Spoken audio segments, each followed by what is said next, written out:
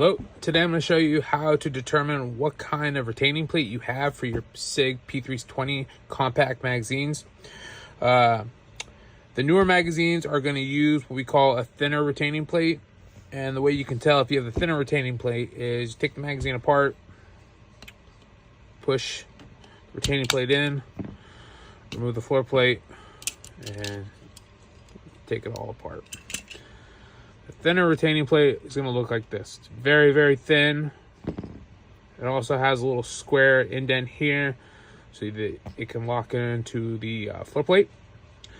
On the older magazines, the initial ones that came out from Sig, it's going to have this circle indent right here that you can push in the retaining plate. Remove the floor plate again and take that out. This is what we call the thicker retaining plate. It's got a raised edge here, and then it's got that circle indent that catches the floor plate to keep the magazine together.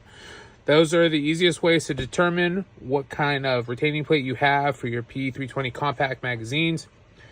Most of your newer guns are all going to come with the thinner retaining plate, which uses a longer block. It's very important to determine which one you have, because if you order the wrong kind, it could possibly not work for your gun without modification.